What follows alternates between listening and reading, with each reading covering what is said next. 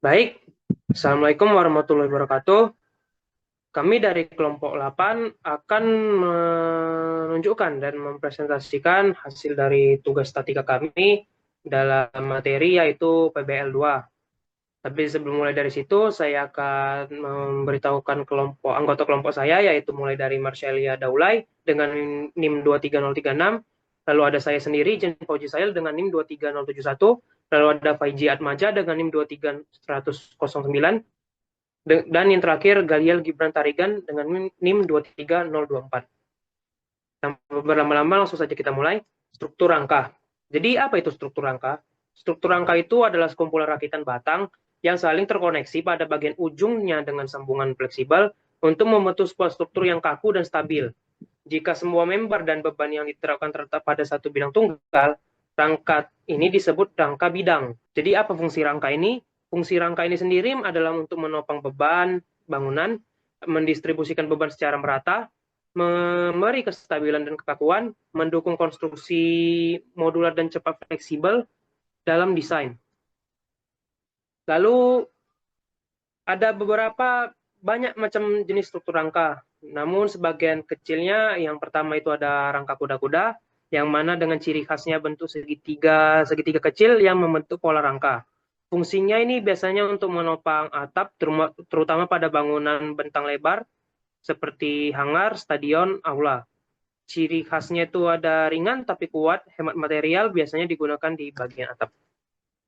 Lalu ada jenis lainnya itu rangka balok kolom, dengan bentuknya itu kombinasi antara balok horizontal dan kolom vertikal, yang mana fungsinya itu banyak digunakan pada gedung bertingkat, seperti kantor ataupun apartemen. Ciri khasnya itu distribusi beban vertikal ke fondasi melalui kolom.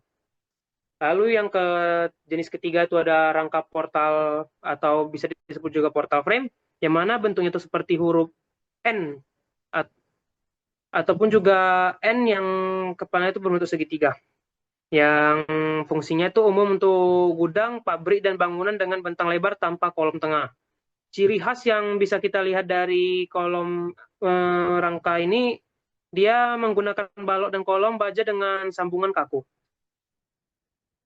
Lalu ada stabilitas plain truss, yaitu struktur trus sederhana berbentuk sebuah segitiga yang terbentuk dari 3 batang rangka saling terkoneksi dengan sambungan pin di setiap ujungnya.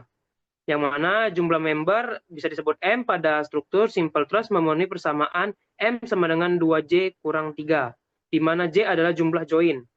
Struktur plain truss dikatakan stabil apabila M lebih kecil dari 2J kurang 3 itu sama dengan tidak stabil.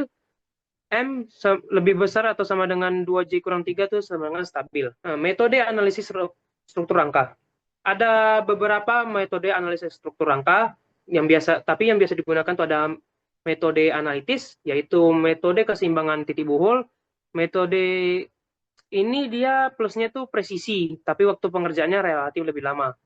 Lalu ada metode grafis, itu bisa sebut juga metode Cremona, yang mana plusnya itu dia waktu pengerjaan relatif lebih singkat, dan ditambah jenis batang tari atau batang tekan langsung diketahui. Tapi ya itu, kekurangannya dia kurang presisi. Selanjutnya akan saya serahkan kepada teman saya, Faiji Atmaja. Kepada Faiji dipersilahkan. Selanjutnya adalah soal latihan di mana kita diberikan contoh rangka di sini. Kemudian kita menghitung reaksi tumpuan serta mencari gaya-gaya dalam strukturnya dengan menggunakan metode titik buhul. Nah, di sini di titik A kita mengambil metode titik buhul, kita mengambil salah satu titik dengan rumus sigma Y sama dengan 0, RAV sama dengan RAV ditambah S1 sin 45 ini. Mungkin salah ketik, sin 45 sama dengan 0, S1 sama dengan min 125 per sin 45, di mana nilai S1-nya itu min 176,803 tekan, karena minus. Lalu kita mencari sigma X-nya sama dengan 0, mana kita mencari nilai S16-nya dengan nilai 125,018 tarik. Lanjutnya nilai Di titik C kita mendapatkan S7 dengan nilai 0 dan S17 dengan nilai 125,018. Lanjut. Kemudian kita mencari eh, titik buhul di titik B dengan gambar sebagai berikut. Baru kita mencari sigma Y dan sigma X-nya, di mana kita mencari nilai dari S2 dan S8. Di sini kita mendapatkan nilai S2 kurang S8 sama dengan min 233,686 dan S2 ditambah S8 sama dengan min 198,423.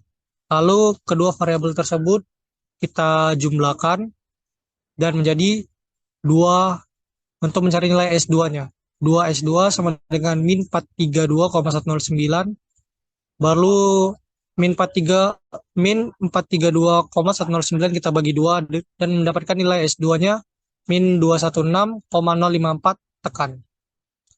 Setelah kita mendapatkan nilai S2-nya, baru kita bisa mendapatkan nilai S8-nya dengan nilai 17,632. Kalau kita mencari titik buhul di titik D, kita menggunakan sigma Y dan sigma X, di mana kita mencari nilai S9 dan ditambah dengan S8 dikali sin 45, di mana nilai S9 itu sama dengan min 12,467, yang berarti dia tekan. Lalu kita mencari nilai S18-nya dengan nilai 137,485 tarik. Ya, mungkin itu aja sebagian dari perhitungan titik buhulnya, karena kalau dijelaskan semua akan kepanjangan jadinya. Lebih dan kurang kami minta maaf. Selesailah penjelasan untuk pembahasan soal PBL 2 dari kelompok 8 ini.